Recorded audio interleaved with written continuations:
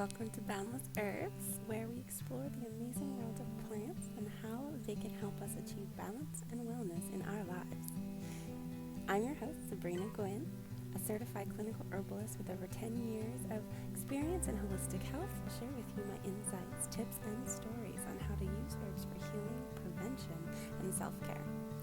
Whether you're new to herbalism or a seasoned practitioner, I hope you'll find something valuable and inspiring in every episode.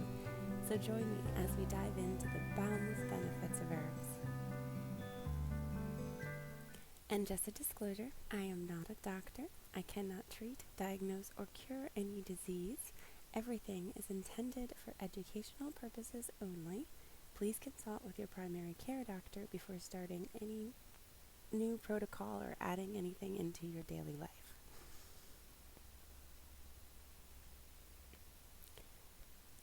So, hi! This is the What the Heck series, where we'll explore what the heck different terms and concepts mean in the fascinating field of alternative medicine. Whether you're curious, skeptical, or just looking for some new insights, join me as I dive into and simplify topics like acupuncture, aromatherapy, herbalism, and more. Let's go beyond overcomplication and reach understanding. Let's get boundless. So, for the first episode, we are going to say, what the heck is herbalism? So, by definition, herbalism is the study and the use of medicinal properties of plants, also known as herbal medicine. The study of the use of medicinal herbs around the world is also a part of herbalism. So great. But simply put, it's about the plants. Getting to know plants and how they can help you is the basis of herbalism.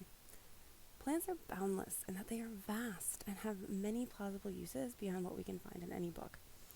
I've heard dozens of herbalists speak from many walks of life, and one thing I can say for sure is we all use plants a little bit different. Sure, sometimes we use it for a specific action, say taking elderberry at the onset of a cold, but most people have their own specific uses and different ways that they like to use them, and they don't always talk about that. So it can seem simple. Let's use this plant for that symptom, but it isn't. That's called allopathic, and in the Western herbalism modality, we don't do that. So each person has their own unique makeup, internally and externally. We are all different, and herbs are the same way, and they act on those differences inside of us and on the outside of us. So what that means is each person can act completely different to the same plant. So for example, a popular herb is turmeric. Like, everybody's at least heard of turmeric. It's an amazing plant. It can ease inflammation. It's great for your digestion, but it's warm and dry. So if you already want warm and dry, it's going to act differently for you than it would someone who is a little more cool and damp. So I'll break that down when I get to what the heck is energetics. But back to what herbs and herbalism is. Herbs have been a part of human healing for millennia in various forms. Powders, teas, creams, tinctures. Herbalism can help people cope with various physical and mental challenges, such as stress, pain, inflammation, insomnia, anxiety, and more. Herbalism can also complement conventional medicine and provide alternatives for those who experience lots of side effects and limitations from drugs. Herbalism is not like supplements or vitamins, which have high doses of specific nutrients. Instead, herbalism uses plants that have many different compounds that support our health in various ways. Some herbs can be used as spices or ingredients in our meals, while others can be made into drinks or applied to our skin. By learning about herbalism, we can discover how each plant affects our body and what combinations can help us specifically. We can also understand better how our health depends on the balance of different factors and how herbs can help us restore and maintain that balance. So some of the advantages of herbs are, it is affordable and accessible. You can grow your own. You can have your own little garden. You can have a couple pots, or you can go to your local market and you can find them there. You can also make your own remedies at home with simple tools and ingredients, and you don't have to buy all the fancy doohickeys that you see everywhere. It's gentle and safe. Herbs have fewer side effects than synthetic drugs, and they work with your body's natural healing processes. So of course, you should always consult your doctor before using any herbs, especially if you have a medical condition or are pregnant and breastfeeding. It is empowering and rewarding. Herbalism allows you to take charge of your own health and wellness, and to learn more about yourself and nature. You can also share your knowledge and experience with others, and you can create a community of like-minded people. If you're interested in learning more about herbalism, here are some tips to get you started.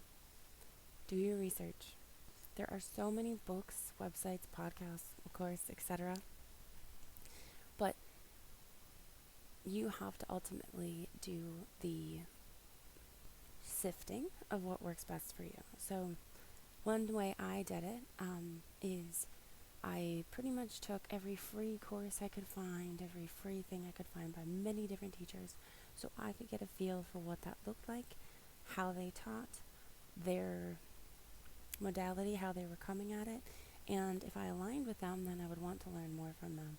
And I've learned from many, many different teachers, but there are so many good teachers out there, and it can be very, very daunting.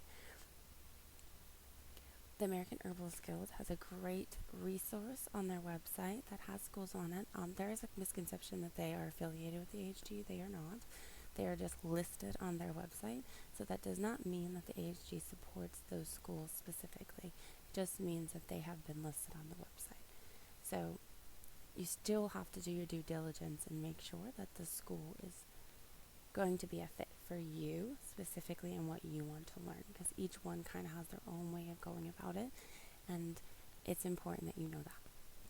So start small. You don't need to buy or grow or know everything all at one time. Start with one thing. Start with a couple herbs. Start with plants that you can find in your local tea section: chamomile, lavender, peppermint, rosemary. Experiment with them. See how they interact with your body. See how you feel. Be patient and observant. So you can keep a journal and write down all of the ways that you're feeling and experiencing the herb, and then try to see if you have someone else, have them do it as well. See what their experience is as well, and then compare. See if you have the same experience or not. And with the internet, like I said, there's a lot of information. So just find whom works for you, who you connect with, and learn as much as you can. And I hope this has inspired you to explore the wonderful world of herbs. And I don't claim to be an authority, and I'm not trying to be.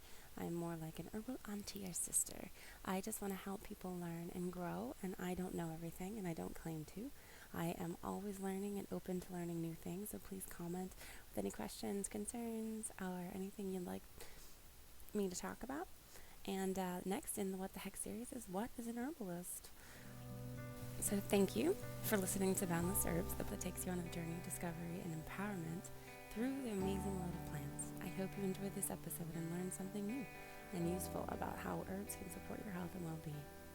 I'm Sabrina Gwynn, your host and guide in this herbal adventure. If you want to learn more about me, my services, and my products, you can visit my website at www.sabrinagwynn7.wordpress.com. You can also follow me on any social media under Boundless Herbs. And subscribe to my newsletter, Herbal Horizons, to get updates, discounts, and exclusive content. And don't forget to rate, review, and share with friends and family. It really helps me grow and reach more people who can benefit from herbal wisdom. Until next time, be well, stay herbaceous, and happy healing.